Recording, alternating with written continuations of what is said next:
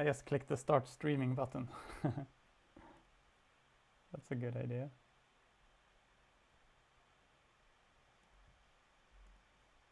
It says the video is not available, but it's green in the OBS studio, and it says that the connection is good, so it should work.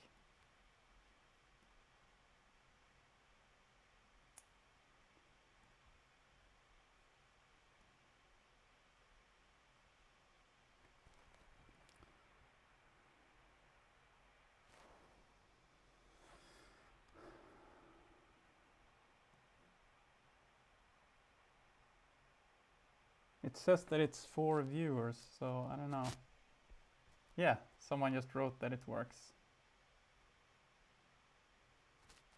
Okay, cool.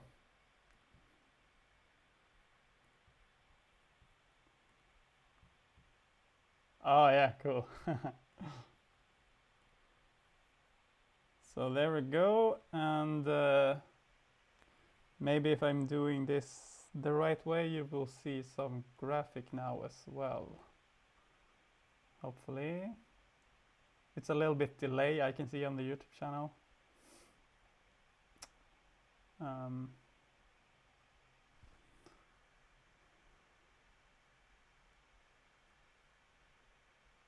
It's a lot of delay, actually. Let's see.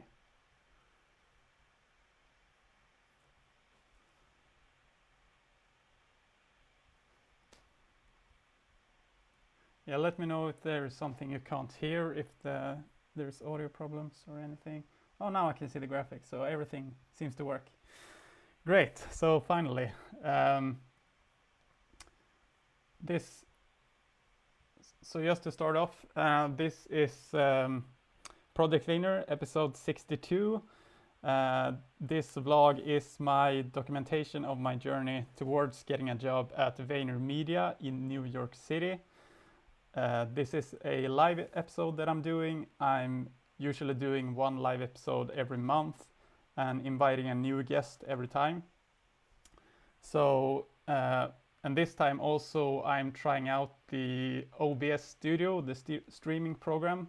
So it's the first time I'm using it with a guest. So it was a lot of things to set up, but hopefully it will be easier the next time.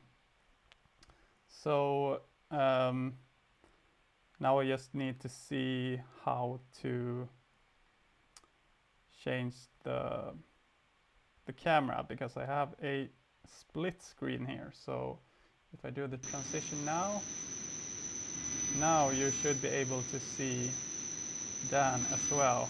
So yeah, Dan Serrano, is it Serrano? Yeah.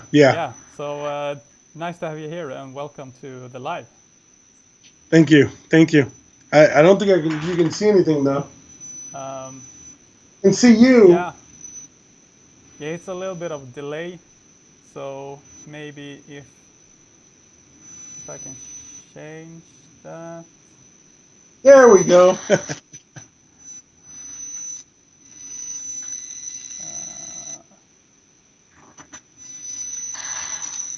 Yeah, I'm up there now. Yeah, okay, cool. So do you want to present yourself a little bit and tell us who you are? I'm Dan Serrano. I'm the president and CEO of DreamLynx Audiovisual Media in Orlando, Florida. We've been established now since 2001, and we service the movie, television, and large commercial industry as far as projects are concerned. And we started out, we actually started out as a computer company doing stuff for studios when we first started out, is what we were doing. We were actually doing tech installs. And then I always knew how to do the work. And I was actually better than half the people who were in there. So I started saying, look, I could do that for a cheaper price. And they started hiring me. And next thing you know, we ended up on the Universal lot here in Orlando on the back lot. And things just started to progress from there. And then, we picked up a big production client, and then we picked up a TV client, and then we picked up another big commercial client, and then word of mouth got around of what we could do and the kind of stuff and the kind of work and the quality we could do. And it just kind of progressed as we went. And at the beginning, I was really into wanting to go very, very big, like all businesses. You know, you want to try to take off, and you want to be Apple, and you want to be Microsoft, and you want to be Industrial Light and Magic. And I sort of realized that to be successful in this business, you don't need to do that. What you need to do is produce a really good product and have a location where you can work and do a really good job. And that's what people care about, was the end result. So instead of me being so worried about having all these people and all this staff, I started concentrating more on the quality and the skills of my work to progress even farther. And that's when things really started to build. So years later, now it's been 19 years, and we're still going. Cool. So 19 years in the business. I bet there is a lot of things that have changed during that road, that journey. Huge amounts of things have changed. I don't think that the industry is anything like it was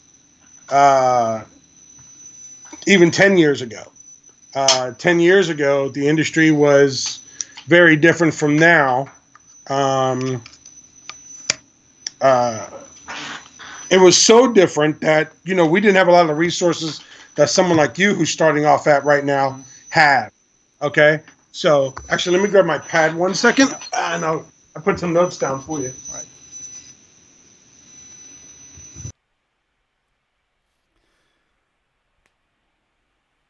All right. Started out doing it in our industry.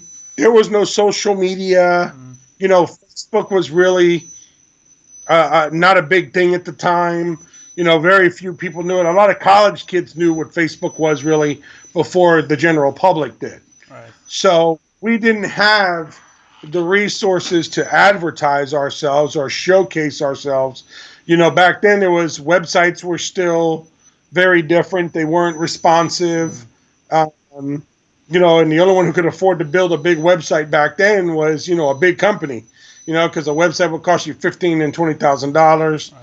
So now, the social media thing has really changed the platform for people to build their business and get bigger at a very low cost. Yeah.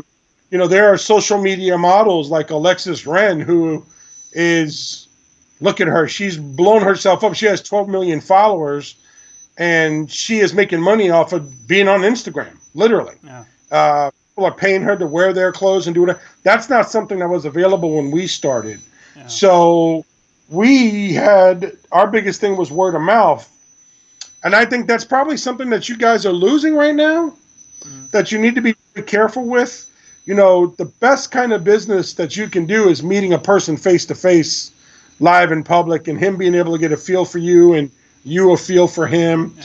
And I think a lot of people are starting to rely too much on the internet and too much on, you know, the of us being spoiled that, like, right now, me and you are doing an interview, and I'm in Orlando and you're in Sweden. Yeah. But people are getting too connected to that, I think. And I think it's, you know, they need to start remembering that you have to build yourself locally first before you can build yourself big. And then will translate into those other things. And one of the other things I always tell everybody, the biggest thing is personal is networking. Yeah. You know, you guys starting out, one of the things I did to get a lot of clients was I would go to all these shows about the industry.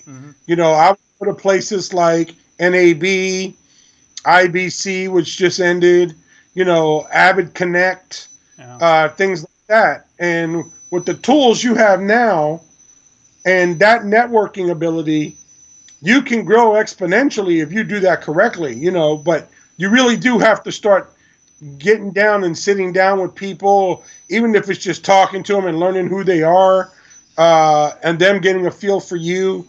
A lot of guys forget that. So those events are very big to help, like they're a help. So I would suggest that that's something you guys start out at. You know, it can help you actually grow. I remember you did a project with someone in Denver. You went Yeah. from here to from Sweden to Denver. How much easier was it for y'all to collaborate together when you were there, as opposed to being that far away? You know. Yeah, yeah, of course. I mean, we first started talking on Instagram, I think it was, and then we talked about doing a collaboration, and we just decided to, what if I just fly over there and we do something? And of course, it's much easier when you meet a person like in real life and do stuff together. It's easier to feel the connection and how you are working together, because it's not just about like the stuff that you deliver, but also like the communication between you and the customer. So but I usually feel like it's easy to get connected with other people online and then take it offline from there.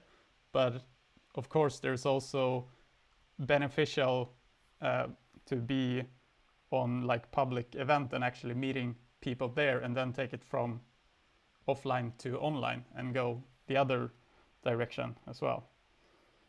Sure, sure. And one of the things I always tell people starting out new in the business is, you know, you don't have to have a big, huge studio. Mm. Like my studio is very advanced, okay, but it didn't start that way, because one of the problems in this business that you're probably learning very quickly is expense. Mm. You know, everything in this business is very, very expensive. Yeah. Okay. The second it says videography, or in our case has something to do with a movie, okay, it could be a TV that they sell at Walmart for $1,200. And if there's one thing different in that TV directed towards the movie business, like one connection, that TV's now $20,000. It's just the way it is. So Mm. most of the people can't get past the expense because they're trying to go so big so fast. Slow that down a little bit, because Mm. if you slow that down, what you could do today on the laptop. When I first started out, you weren't running Avid on the laptop. Yeah. Okay, you weren't run Premiere on a laptop. Okay, now if I really want to, and I don't want to stay in the studio all day long, I could pick up my laptop and go to Starbucks and go grab a coffee and do some cutting right there. Mm. And you should use that advantage, because you could be sitting there doing something and people see something you're doing, they get interested, and you can build business that way. Yeah. You know, so there are a lot of reasons, a lot of advantages to what you do, and a lot of reasons why you should get out there in the public and do things and let them see you, Mm. uh, and your talent and your quality of work. Because the truth is you could have the best quality of work in the world, and if nobody knows who you are, you're not going to get anywhere. Yeah. You know, so and I think the other thing is people try to build overhead too quickly. Like, you don't necessarily, with what we do, um, you don't need to have a studio somewhere else. You could Mm. build a studio right in your own home that's able to do everything you need to do with today's technology. When I started out, that wasn't possible. That was an impossible task. I had to have a complete rack server system just so I could run Avid back then. Nowadays, Avid software, and if you want to do the other stuff, you can, but there are other avenues you can go to make it cheaper, like using Premiere or rolling with DaVinci Resolve, and creating stuff that you can use later on, just because you're in your home studio and you may have completed all your work for the day, and you say, look, I'm just going to create things that I could use maybe perhaps on later projects. Mm. So that gives you that environment to do things. So use your home as your first base of operations, because that will save you a lot of money that you don't have to invest. Then if you want to grow from there, grow from there. Right.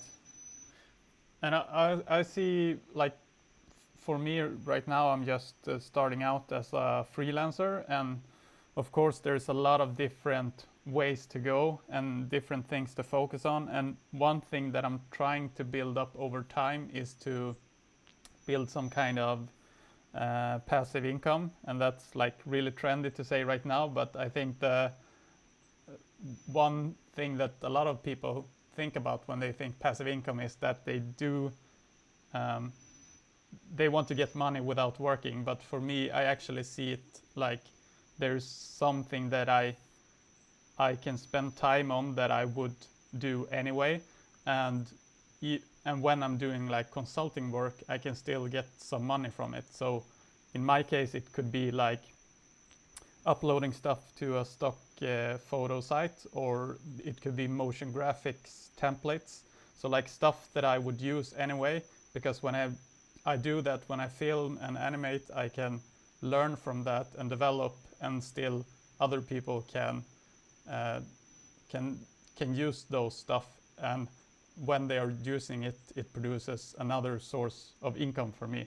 So I think if you're Passive income is huge. yeah, It's huge. If people don't realize it, take this piece of information into account here, which people don't think about. When we work on a movie production or a TV production, we get royalties on those productions. So do the writers. So every single time that thing is broadcasted on TV, every single time that DVD is sold, every single time that thing is gone for the rest of my existence, I'm going to get money from that. Okay, that's a passive income. Yeah, I did the work for it right then and I got paid for it, but I'm also getting royalties, and royalties are a passive income. I'm not doing anything else after that, but the product is still out there making money. yeah, It's very simple. Another way you could think about that is, which this isn't related to our business, but as far as investing is concerned and any part of the business, real estate. You go out and purchase a real estate option and you rent out that property. You're not really doing a whole lot of anything, but the money's still coming in. Same thing. You can create yourself sources of income in your business. And if you're smart, what you do is, I don't know about the overseas in Sweden, how it works, but in the United States and certain other countries, you can incorporate a business and call it something like my company is called Sura Global, because I own businesses in other places. And then I just branch off of that and doing business as for all these other ventures I do, like DreamLynx and some of my other projects that I have going on. I have some things going on with a family member in Bangkok that I do. So I use all that under the umbrella. Okay, so you don't have to go out and start 50 different companies in the United States. You can start one company and do a bunch of different DBAs under that company, so everything's under that umbrella. And I've done that for years because, one, it's cheaper to operate that way, and two, I can develop sources of passive income in there, right. And I don't have to worry about starting another piece of company in order to do that, which generates more overhead. Right. And have you seen also like ways to collaborate with other people that are maybe have knowledge in other areas that you don't have, so that you can like broaden your business? Sure, because if I'm doing something like I've been editing and doing post-production for the better part of, I started editing really big in 2001, like, cutting and doing Photoshop and doing whatever and learning it. And then they got really big as I went along, but you can't do everything. And if you do everything, it's going to take longer for you to produce the project. So when you're doing certain bigger numbers or bigger projects, I may be doing the cutting on the project, but I'm not going to do the filming. I'm not going to do all of that stuff. So, yeah, I collaborate with people who are cinematographers, videographers, photographers, any of those guys. And as they're doing their work, they pass that work on to us. It's the same thing as being in a movie production line. There's a reason why there's a cinematographer, there's an editor, and there's a colorist, and there's a 3D artist. I don't have time to do all the comps when I'm doing a really big project. So there's another guy doing comps or pre-comps or something along the lines, and then the next thing you know, I'll get those comps while I'm cutting, and then I add those comps into my timeline and create the stuff that I need to do, or I create a temporary, like a lot of editors will do, we'll create a temporary color correction that we're later going to pass on to the guy, the colorist who's going to be doing the color. And then I'm going to go back now to cutting trailers and doing all the stuff for the production to get noticed. So yeah, working and collaborating with other people is huge, because let's say you're doing something in Sweden and you need help and you don't know how to produce it. Someone like myself who knows how to produce it can collaborate with you. And with the digital age the way we have, we can work together and put all the stuff in the cloud to trade assets. You know, there was no putting stuff in the cloud before. You know, before we used to, when we were doing work with other people, and this is going to sound a little old to you, but they would have to send us a beta tape. We would have to use beta tape and capture that footage and then roll that footage out and then cut that footage, put it back on a beta tape and send it back to them. Okay? Yeah. Talk about in the neck. It was insanity. But now we can do that. What we used to have to do in months and months and months, we can do now collaborating in minutes.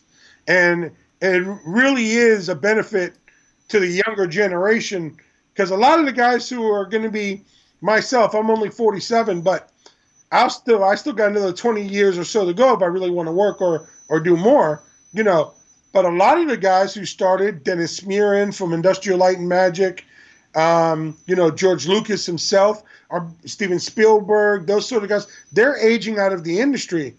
And what's transpired with their stuff that they've done is a whole new generation of video work has come out. There was no such thing as just video work for content creation before. Okay. Now there is a whole place a person can make a living outside of the movie industry doing video. Now movies and TV are a niche market. Okay. Most editors and most people who work on the digital industry do not work in the movie and TV industry anymore. They work in advertising and content creation. They're doing smaller videos for social media. They're creating YouTube channels. They're creating Instagram channels. They're promoting themselves and their stuff and generating an income from just being able to use those avenues. No longer does a person have to say, for me to have a career, I have to make it to movies and TV. Those days are over. People can make a career now working in their home and creating content for various industries across multiple platforms and still make themselves a very good thing. Look at Vayner Media, who you want to go to work for. They're huge. They don't really do much for movies or TV at all, but they do a ton of stuff for content across the world. Look at there's a bunch of guys out there right now. There's another group over called Ninja Systems Inc. And all they do is advertising for all these companies. And they're making commercials and social media videos and things like that. And they have 300 people on their staff now.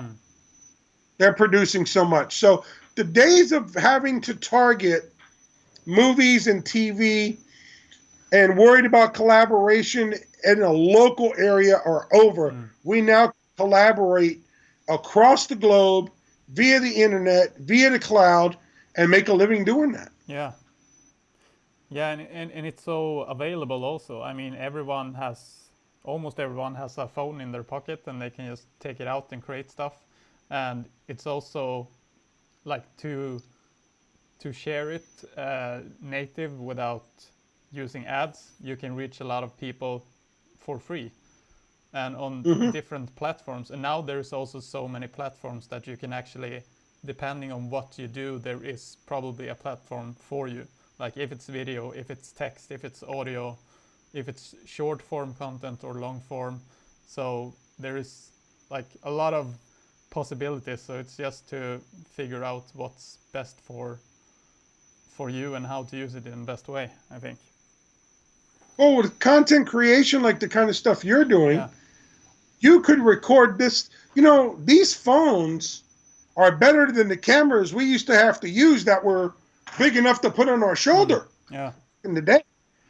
Right now, the new iPhone that just came out with that dual lens system that it has, my friends over, Mark Brown and the guys over at Editor's Keys were doing some sample photos of that thing.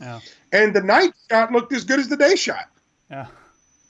You know, he was recording video with it and doing some amazing things. And look at a camera that is amazing. The Blackmagic Pocket Cinema is a 4K camera you can buy, and they even have a 6K version.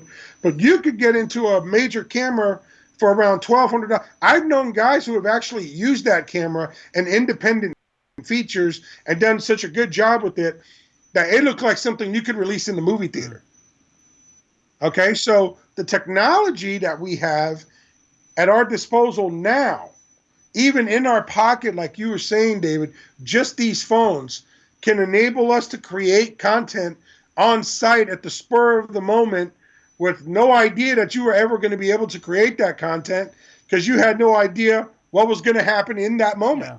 So you can pull this out, use Premiere Rush, edit that footage, and upload it all in the next 20 to 30 minutes before, that would have took hours to plan, or you'd be lucky if you get in, you had to plan what was going to happen. It's not like that anymore because of the technology, like you said, that's in your pocket. Yeah, and for me, it's actually quite interesting because I haven't gone to like film school or anything like that, and I didn't really have an interest of working for television or something like that, because like when I grew up, even if it wasn't so long ago, it's still like a lot of things have changed, and the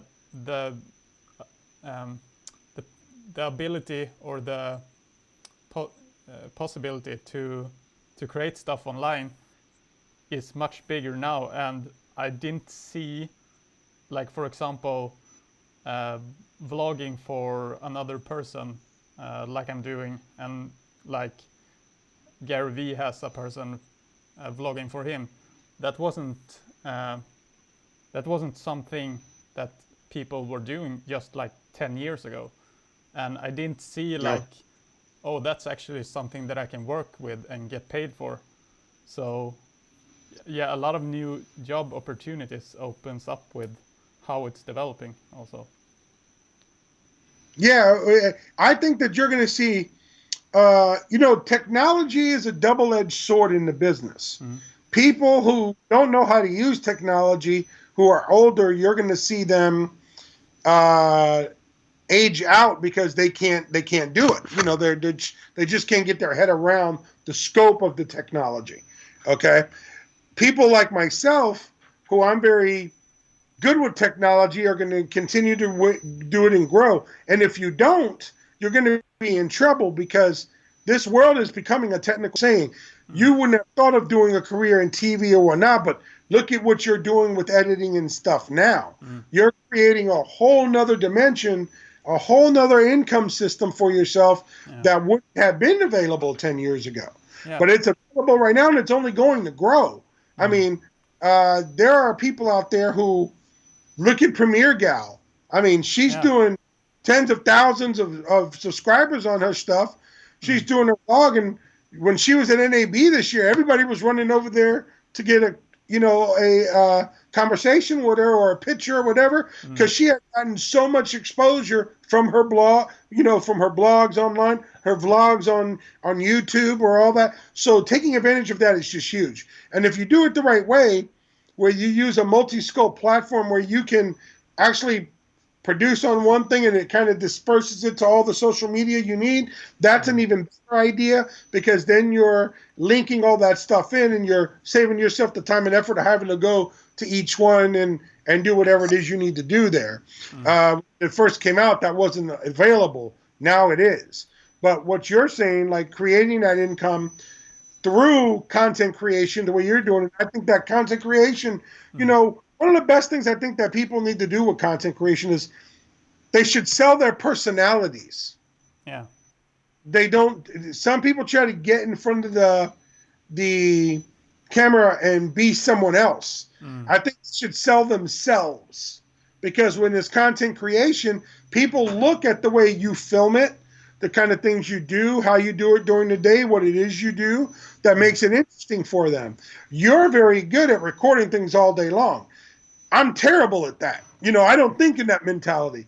I'm thinking of being in the studio and doing post. So if we ever collaborate together, you're going to be doing all the filming, because I'm just not going to think that. I'm going to say, well, you get the content, now cut it. You go for that, But I just think that, people have different mindsets, and you should use the technology that best suits your mindset to help create that income. Yeah, and that's the good thing. There is like now it's an area for every type of creator. If you're a Yeah. filmmaker or an editor or an animator, I mean, I just have a hard time to decide what title to use because there is so many different roads to take just within video.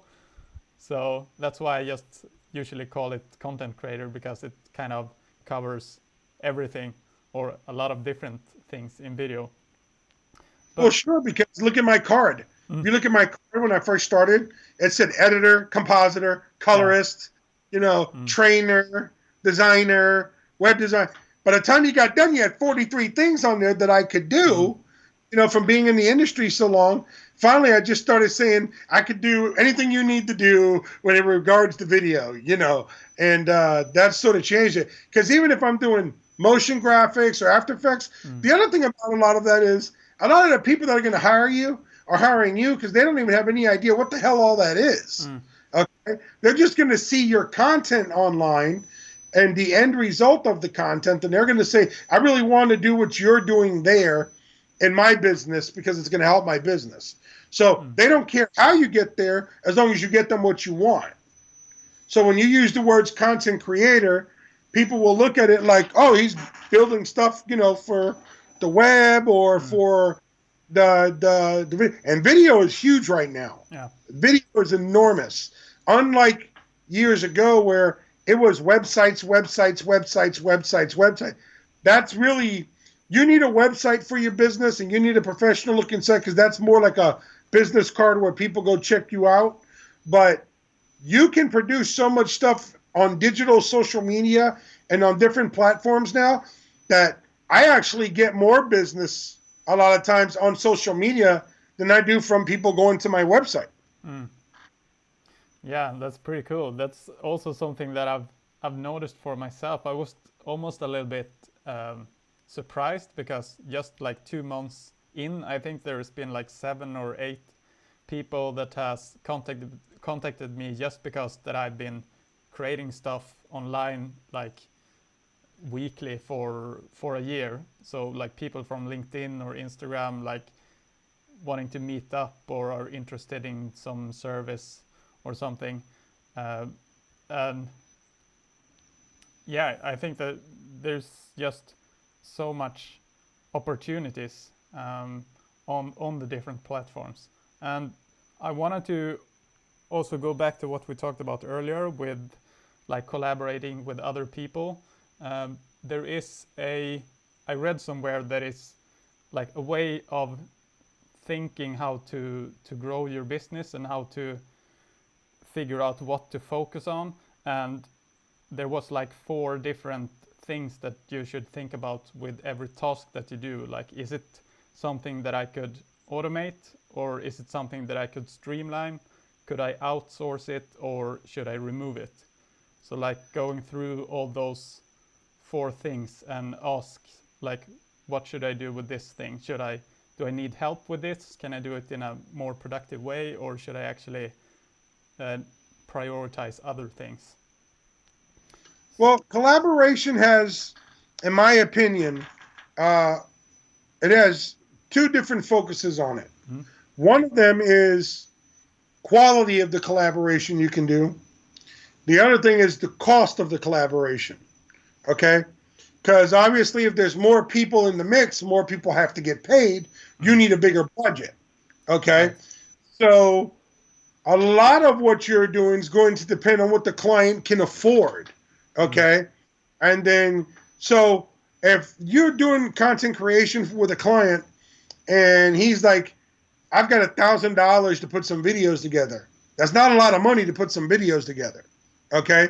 Between filming on location and having to travel to the location, having to do all the editing, the color correction, whatever, there's not a lot of money in that budget to do a lot of collaboration. But you get another client who says, I have a $15,000 budget for the next 6 months, and I want you to build me content for this website and do me some great videos that could go on social media, on my website, film, and do like the graphic content, like the thumbnails for the website, do me Instagram posts. I want to make sure I'm hitting social media very hard to do things. Then you can collaborate with someone because you've got the ease of budget to say, you're going to work on this, I'm going to film, you're going to cut, we're going to come in the middle together and, pre-visualize it, do our previs, we're going to storyboard all this direction and make sure. So collaboration at that point, and then there may be places like you were saying you want to outsource. It may be better, so instead of you worrying about, oh, look, we need a logo creation for this thing, so we need a concept artist to create this. Instead of us worrying about this, let's hire a concept guy who can create this, and we can build off of that, okay? Because you could go to Envato or something like that and hire one of these people who will do it overseas or something like that, and it's way cheaper for them to do it than it is for me to waste the time on it. Yeah. Okay? So at that point, I'm collaborating. I send him what this client needs. They give me 3 or 4 rough drafts. We send it to the client. The client approves it. He's happy. He's made his money. I'm making my money because I can bill accordingly with my time. And then we can turn around with the other guys we're working with and all be a team at the same time, collaborate together. But it does take quality and at least some sort of budget, because if you got $500 and you want to collaborate with someone, that's not going to be much. $500 isn't going to get you very far, at least in the United States. Yeah. Okay, $500. I mean, I've taken a client out to dinner for $500 before. So it's just not going to do much there. But collaborating with people, the best part about that, in my opinion, is the different viewpoints, because not everybody sees everything the same. So the creative freedom you're going to get from someone like me and yourself, and maybe Ray over at Simply Create, who is really good with his updating and his social media platform on Instagram. He's really awesome at that. Really, really good. As a matter of fact, I recommended him to another client. Yeah. Why? Because I asked you, and you said, well, let's find someone for the client that was needed. And I was able to turn his recommendation over. If me and you hadn't talked on Instagram and collaborated on something before, we would have never got there. Yeah. You see? So, your answer is pretty much self-explanatory right there. Does it work? Absolutely. Do you have to do it correctly? Absolutely. But what is the cost benefit of that? It's huge as far as creativity is concerned and overall production on a project. No one person makes a movie that goes and becomes the Avengers. Okay? You have the same thing inside of a commercial pipeline for doing commercials. One person, like when I did a commercial for Acura, I wasn't even on set for them to film it. I went to set to go check out what was going on, so I would have an idea as the editor what I wanted to do. But I didn't have to be there because it's a big collaboration. Everybody does what's to their strongest point. My strongest point's in the studio doing post. There are other guys doing their strongest thing outside. So I think if you collaborate it the right way and you outsource, like you were saying, certain pieces of the project, if you have print work you need to be done, you may say, look, I got a guy who does better designing in Photoshop or Illustrator than I do. I could bring him in this for a very minimal cost. He could be working on what we're doing over here once we show him the footage, and we don't ever have to slow down. That's why there's a production line. So collaboration is from the beginning to the end of the project, okay? From previs to final distribution. Either way, if you're not doing it from previs to delivery, you're not really collaborating. You're just managing. Yeah. And I think also with the collaboration, it's like 2 things there. It's first the thing that you can overlap each other in where you have knowledge, but also, as you were saying, like you can help each other with the clients and the customers that you have. So like I maybe find a customer via a contact that I worked with, or they might recommend me for one of their clients or vice versa. So both to find new clients, but also to find someone that has knowledge in something that you don't have as much knowledge in. Or perhaps somebody who can produce something just as good as you in another area. Yeah. Okay. Let's say I can do color correction. I can't do color correction, but I'm much quicker at cutting than I am color correction. Right. Now, the next guy may be quicker in color correction. Not that I can't do the exact same product he can, but he may be able to do it in half the time. So why would you not collaborate with him? Because he could come up and say, well, look, I can help you with this while you're working on this piece. Export, hand me my AAF files, and I'll go ahead and start knocking out the color grading on this thing. Well, that's less you're going to have to worry about, and quicker you're going to impress the client. Because if you're smart, you always save more time than you need to produce the project, so the client always thinks you're early. Okay? Because the one thing you don't want to do is have to push a deadline back on a client who just invested $15,000, and we're going to miss the date, and we got to go back to reproduce or something. That's not going to fly. Okay? Deadlines are for a reason. So collaboration is key in something like that. Yeah. Yeah, that's also one thing to think about, like, especially when you're freelancing, the estimation stuff, and kind of take room for things that can happen.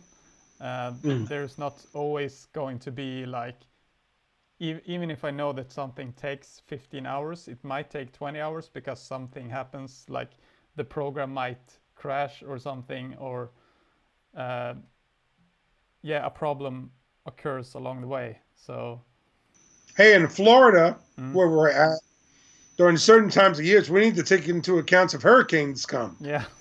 If a hurricane comes. Yeah. So that's how come everyone who produces content. And I also work constantly in Atlanta, where the movie industry is very big, because I do a lot of movie industry work. So a lot of the movie industry work I've done, which is very funny, because before, when I didn't have movie industry work, there wasn't as much video work out there. There was more like web and print and, more tangible media that you could touch, okay? It's been recently in the years, how me and you have talked about now, that video has gotten so big, as you say, content creation, that now I'm filling in my schedule with content creative stuff that never would have been available before when I'm in between movie or TV projects. Yeah.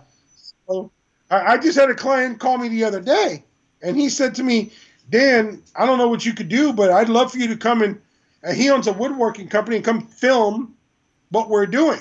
Now, I didn't personally have time to do it, so I'm going to pass that project on to someone else locally, but I could have went and done that project real quick, because this thing is starting to catch fire with people. It's going to be a big, pretty soon you're going to hear more people going towards video, and they're talking about eliminating the posters in movie, just to show you, if the movie industry does it, everybody kicks on.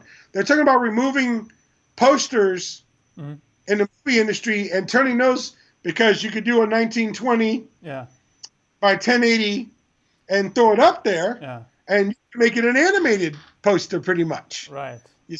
So why would you go for the thing that just sits still? You could have all this movement and all these effects built into that thing and just run it like a bunch of TVs with the way they're doing it. And now they have these. There's actually a company that produces it and puts it in a weatherproof system, and you just go out there and clean the screens every morning and just start to let it go. That's going to be huge. Yeah. Walls are becoming a thing now, where they could, video screen walls where you could see everything. The age of doing your advertising only on paper is over. Yeah. It's over. It's gone. If you're not doing video as a content creator, your business will be on the outside looking in very soon. Very soon. And that's going to be tough for them. I remember when I moved down here to Stockholm a couple of years ago, one of the first impressions that I got, I was going on the subway, and then I was seeing not a poster, but a video for, I think it was some superhero movie or something. So instead of just having a poster where they stood still, it was actually videos where they stood still but something was moving in the background, or like their cap was moving in the wind or something. So and at that point I haven't seen so much of that before, so that was really cool to see, like, oh, it's not just a poster, it's actually something that is moving and it's catching attention as well. Well, let's ask you this. People who read, I hate reading. I hate it. Okay? I hate to have to read anything to learn anything, because me, I'm a better learner when I do things visually. So if I have a reference point where I can read something and look at it visually, I learn better. Yeah, okay? Me too. So it's just the way that I am, okay? But how many people do you hear say, I'm not going to read the book, I'll wait for the movie? Why? Because people get a better satisfaction from visually seeing things, okay? There's a poster there, and then I create, let's say, the Hunger Games poster, which you can see back there, but I have a Hunger Games video poster going on. Which one do you think people are going to stop and look at? They're going to stop and look at the one with all the animation on it, because they want to see how cool it looks. Yeah. All they do is get that for 2 seconds and go, okay, great. And then they keep walking. So there's a big difference. Motion and activity creates interest. Something video can grant that paper just can't. So that's why video is becoming such a prominent feature now out there, because it's an attention grabber. It's what it does. And to that degree, with us being in Florida, like you were saying, things coming up in your pipeline, you'll see that all the people that are in Florida or in Atlanta in this hurricane proof, we all back up to places like that don't have crazy weather, in other places. So that way, if we get hit by a hurricane and we're down, our stuff is in the cloud someplace else, or we're in the digital pipeline for the industry and it's locked into their server system and watertight systems. You don't want to keep everything here, because if you do and something bad happens, well, there just went your production schedule. You know what I mean? If I really have to, I could grab a laptop, fly to another location, plug in, and start going. Yeah. Even with removable hard drives. Yeah. A lot of people have removable hard drives, they back them up. I always edit and cut and make all my stuff to an external hard drive. Okay, I use a G-Tech from Western Digital, big one. It's 100 terabyte. And whenever I go somewhere, that comes with me. Yeah. And if there's a bad hurricane or something coming our way and we have to evacuate, okay, I grab that and I take it with me. So making yourself prepared for any situation is just as valuable in that part of collaboration as there is you actually having the talent. Because if you don't have the tech to back you up and something bad happens, once again, you're stuck. Yeah. And like you talked about before, also to sell the personality. I'm going back a little bit right now, but that was something that I thought about, that like my goal for the things that I do is I want people to contact me and just like trust me in what I do and say, just do your thing, because they have seen the other stuff that I've done and are happy with that. So just trusting me in my way of creating something. So I think that's maybe something that differentiates you from other people, also to find like your style and your way of doing stuff. Yeah.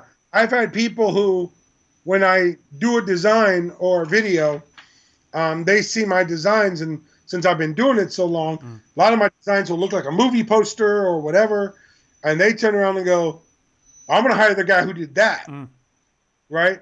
And then when I do video stuff, because I'm never in front of the camera very often, but you can translate your style and your personality to your content that you create. And when people see it because of the way I create it and the way they do, they'll hire me specifically for the way I did that. Well, I want something along those lines for my company. Okay, great. Or my production. Now I take my personality. What I'll do is say, that's great, but we created that for them. We don't want to copy them. We want to create your own thing based on your personality. Yeah. So what we do is we still give them that level of quality that we placed over here, but we're giving them a piece of themselves in the production that they can identify with, so that their personality shines through with our personality guiding them. Yeah. And I think that's the way that you're really going to be successful, because those people are going to now say, look at what he did with my vision. Yeah. So I always used to say to everyone, inspired by you, created by us. Right. That's good. You see? Yeah. So it's a big thing that I would say all the time. Inspired. Or another thing I would say to people is, we bring your visions and your imagination to life, because if we're doing that, we are creating what you think about and want to do through your personality. We'll make that a reality with a sense of our personality inspiring the inspiration you gave us. So inspired by you, created by us seems to be the way that all content creators should think about it, because if you're not getting your inspiration from the client about what they do, and you learn, because you have to learn about them as much to create it as you do knowing yourself. You have to know what they like, what their personality is, what their business is about, how their business does things. So you can make sure that you identify that to the public. You know, it's all about, you know, there are 5 things I really think you need to do when you're doing this. 1, you need to do your research. Okay, you need to get to know the client. You need to get to know their business. You need to get to know their target audience that they need to reach, okay, for the kind of work they do. 2, you need to create the system that you think is going to be best able to do that, okay? Which means whether it's going to be video and short spurts, you're going to create a longer video to send to their clients. You're going to create a long video, then create shorter trailer pieces to go out. You're going to create stuff for social media. Whatever's going to guarantee that clients the better return on investment is what you're going to want to do. So you're going to apply that to the first 2 things. So you're going to do your research. You're going to do your development. Then you're going to do your application. Okay. After that, you're going to go ahead and do your assessment and your analysis to make sure that these things are working. And if they're not working, then you adjust, which will come over time. Yeah. Okay. Then after that, if it has worked, you see the end result of that project. Now you start working on the next project for them, utilizing those results, utilizing what you've learned from the previous project to make the next one better for them. And I think that once you've done those 5 things in place, you're going to make a successful project in your content, because you've learned what the client needs, you've adjusted to what the client needs, you developed what they needed to reach their target audience, you deployed it and applied it to that target audience, you've analyzed the results that you're starting to get, you've adjusted where you needed to, and then on the next project, the very next thing, you're going to apply everything you learned back here to push forward even farther. Yeah. And that's not anything, that's just branding content the way you need to. That's whether you're doing a movie, whether you're doing a TV show, whether you're doing a commercial, whether you're doing a social media platform, whether you're doing a business card. If you're not researching what the client needs, you're not giving the client what they need. Therefore, they're not going to use your services anymore. Yeah. You can use their personality to apply that to all of those positions we just talked about, because you want to create it around them. So their personality in their business, because let's face it, a person's business has as much a personality as the person, because normally the person develops the business based around what they feel is best in their business, which is part of their personality. You conduct business different than I do, and the next person conducts business different than the next person, but your personality shines through in your business. So personality is a very big thing in the whole pipeline of what we do. Yeah. That actually reminds me of a video I saw from Peter McKinnon a while ago. There was someone that commented below, like, are you also watching this video not to learn, but just because you like Peter? So even if he's speaking a lot about like filmmaking and editing, there are like people that follow people just because they like their personality and not what they are actually doing or in what area they are working. So sure. Yeah, definitely a big thing. Yeah. Also, I wanted to get back to what we talked about with like different ways of learning, because I remember there was some kind of pyramid that I saw before on like how you can learn in different ways, and there is something called the cone of learning. So, and it says that like after 2 weeks we tend to remember 10% of what we read, 20% of what we hear, 30% of what we see, and 50% of what we see and hear.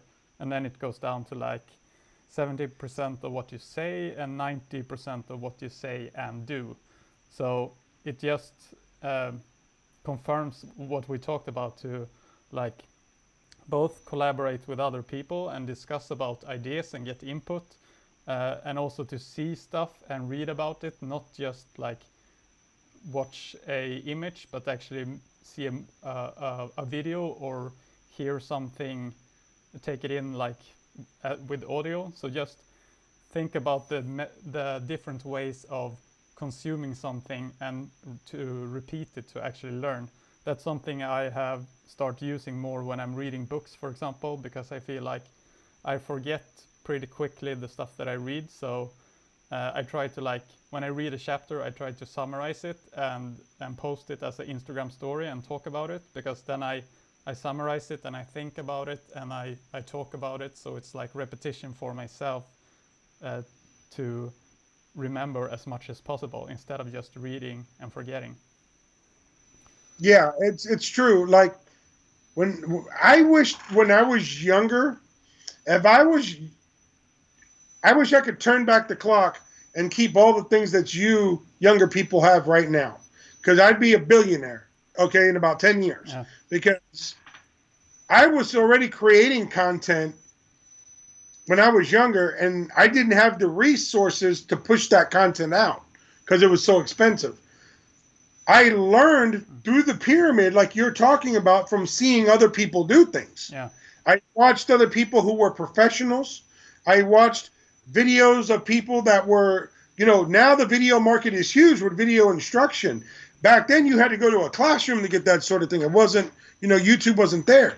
But I've learned things even from yourself. I'm not as fluent in social media in certain areas as you are with social media.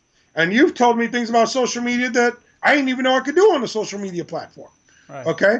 And vice versa. You've called me about video editing to try to fix something or know what it's done. And I can tell you different ways to fix it.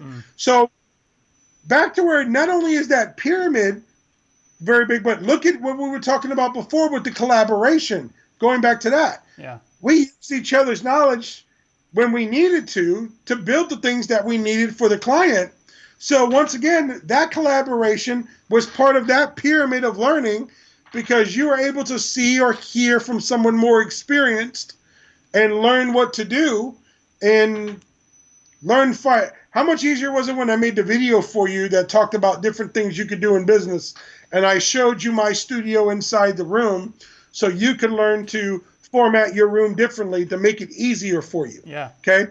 That was probably a big eye opener for you, because when I close my door, I'm totally out of the world out there. Okay. I'm in a production world in here. So it makes the world easier for me to learn and create. Out there, when I go out there, it's more hectic. You got the family, you got the craziness, you got the people calling, you got your phone ringing, you got all that stuff. Here, I can turn it off and do what I need to do and just create. So, yeah, the pyramid of learning is not only the pyramid of learning from the perspective that you can see, hear, and retain stuff, it's also the ability to block everything else out so you can just take it all in. Right. Yeah. How much easier is it when me and you are just talking on video, David, and we're going over stuff, and you ask me something about video editing, and I say, well, try this and try that and try, and then you back that worked or that helped me fix it or whatever, and vice versa with the social media. I didn't know how to do certain things. I call you, you told me do this, do that, and it worked. Yeah. Look at what we learned from visually or speaking to each other for 5-10 minutes a day. What did we learn in that 5-10 minutes? We learned a lot of stuff. Yeah, absolutely. So they're absolutely right. And you're always going to retain what you see more, in my opinion, than what you just read. Because if you read a book about video editing, but you don't see anything of the editor, how the hell do you know what you're going to do? Yeah. So you need to hit the segment mode inside of Avid. Where's segment mode, David? You could read that. Yeah. But if you don't know what segment mode is or ever touch the application and visually seen it to know where it's at, it doesn't matter what the book says. You know? So that's where I go with that. Yeah. And like we talked about before, like overlapping in your knowledge. And I think it's really interesting when I'm speaking with you because we come from like very different backgrounds. You're more into the film industry, and I have always been like more into the social media stuff and the content there. So I think there's a lot of ways to like learn both ways there, and I think that's the really benefit of collaborating with other people and to get other inputs on stuff that you maybe are like zoned in on looking at something in a specific way without seeing another person's perspective on it. Yeah, I agree. Especially in the avenue of, let's just say if I'm working in film or whatever, I go in and I see people who are content creators and I look at their timeline and it drives me crazy because their timeline has stuff just all over it. And in the film industry, there's kind of an art form to your timeline. Okay. Your first 4 lines of video are always going to be where you put your wipes and your diverse and all your like workhorse footage, you know, all your major clips from the movie. Right. Then your 5th one is going to be like your more complex effects. You know, your 6th line is going to be more of like your really high strung like visuals or whatever, or possibly some people will put a temp color correction on there, you know, and it goes, and then on the bottom of it, you'll see that the bottom of audio, you know, they're going to have on their audio lines, the first 3 lines or 4 lines are going to be, depending on how many characters are going to be all dialogue. And then after that, you're going to have like your effects. It's going to be like all your mono effects, then your stereo effects. Then you're going to have your ambience pieces after that. And then after you finish with that, you're going to have your music or your scoring that's going to be involved. Then after that, you're going to have done all that work. So you can export those sequences over to the audio guys, and they can create all your stems and bring them all back in line. And that's going to be on your very last lines because you're going to mute all the previous stuff you did for the export because you're only going to need the official rendered down audio that's mastered from the guys in the audio department. So your stems are going to be, you know, 15, 16, 17 on the way down. So when I look at a person's timeline that does content creation, I go nuts. Why? Because most people who do content creation didn't really go to film school. Yeah. They're guys who figured out they could do this career without that. Okay? And they just create their own workflow situation that's best for them, which is exactly what you do. In this business, you use the tools that that help you best produce the product for your clients. Yeah. That's what you do. In my case, I'm in Avid most of the time. In your case, you would be in Premiere because Avid's not geared towards social media like that. It's not. And if you're going to do a lot of social media work, you'd be better off using the quick transcoding and features of stuff, you know, and cut down features, especially now with the new auto reframe in Premiere that I was just showing you the other day for Instagram stories. That's huge. Yeah. You know, it's huge. And there are people now who can make careers out of that, but that just goes to show you what that does. Because I would have never looked at someone's timeline before and been like, dude, what are you doing? You're killing me here. You know, but it may totally work for them because they're never going to edit a movie in their life, but they're going to use an editor every single day to make their living. So it's just 2 very different obstacles. We're 2 very different people doing the work to get to the same point of end result that it satisfies our clients. Yeah. You know, so it just goes to show you how different it is. Yeah. You know, but yet we're all still doing the same thing. Yeah. You know, at the end, we're going to transcode that video. At the end, we're going to try to make our client happy. So whether I'm doing it in feature film, TV, or a big client, and you're doing this social media and content creation for your clients, Either way, at the end of the day, we're going to transcode that. We're going to export that. We're going to render that down. We're going to complete it. We're going to send it in for approvals, and we're going to get a yes or a no that the client likes it. So the only difference between my project and yours is the amount of budget that goes with it and the direction that I have to work with the people in the pipeline. Otherwise, we're all doing the exact same thing. It's just our approach to how we do it that will make us money in those different industries. Yeah. Yeah, there is a lot of interesting stuff that we have covered here, I think, and I could probably go on for hours talking about this, but I think we're gonna round up in a couple of minutes. But yeah, so before we end this live, I'm curious about if you have anything that you are striving for right now, like any specific project that you want to work on, or if it's some people that you want to collaborate with or reach out to someone. I have a couple things in the pipeline that are pretty big that are coming. Some of them are NDA, so I really can't speak about them too much. But I have some projects with Disney that are coming out. I have a few things with Universal. And one project where I'm actually going to be able to come overseas and probably be meeting you face to face on. So it's going to be cool. Yeah. And I think something I'm really excited about is that I've been right now, the biggest project I'm doing is upgrading my DMX studio that I created to be more of a hybrid suite. So it's now becoming where I used to have to go from one room to another, and I'd have 4 or 5 rooms in my house dedicated to what I did. Now I'm going to make it one longer room, and I'm going to make it a multi-purpose suite where I have everything I can do right in front of me. Right. And having a projector to cut according to the movie in the room, and have a TV, like a large format TV, where I can actually see. So on one side, it'll be able to go, I'm building a float that the room will change directions, and then we could edit on the TV screen. Oh, cool. On the big screen, yeah. So, and it's going to be done with all high quality gear, top names, Adams Audio, Blackmagic, on the new Apple computer to come out. We're going to color correct in DaVinci. We're going to run 3 different platforms of editor. And of course, that damn After Effects, because you can't get rid of that.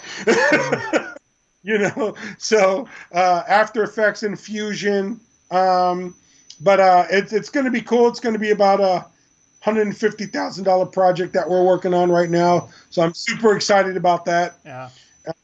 Mostly because I get to play in it every day. Yeah. But so where's that going to be located? Is it close to where you live, or? Yeah, it's going to be in the new house. Yeah, right.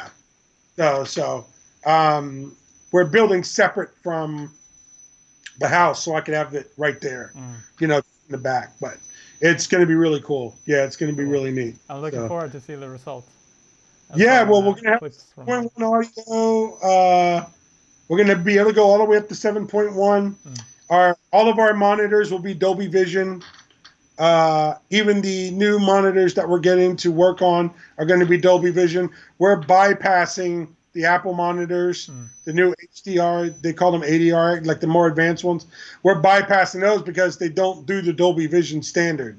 Right. So we're going to go with the Dolby Vision standard, and we're going to go with 100% real blacks on the screens, and it's going to be pretty impressive. And we'll be able to do audio in there too, so we're going to be able to master for Dolby Atmos. So it's going to be pretty neat. Maybe one day you can fly over and come play. That would be cool. Come have a good time. And of course, we have some pretty big movie projects in the pipeline right now we're excited about. So next year is going to be a big year, 2020. Nice. So if people want to get in contact with you, is it Instagram or is it any other channel? Instagram at Dan Cuts Film, or all my social media is Dan Cuts Film, or my company is DreamLynx, LYNX, AVM.com. So DreamLynxAVM.com. And I also have all the social media for DreamLynx AVM. We really don't post much on Facebook, which is something we may change because a lot of our projects are so secretive that, until they come out, we're really not allowed to do a lot with them until the distributor says so. So, and I've been very good at Facebook, so I'm sort of getting caught up on that area.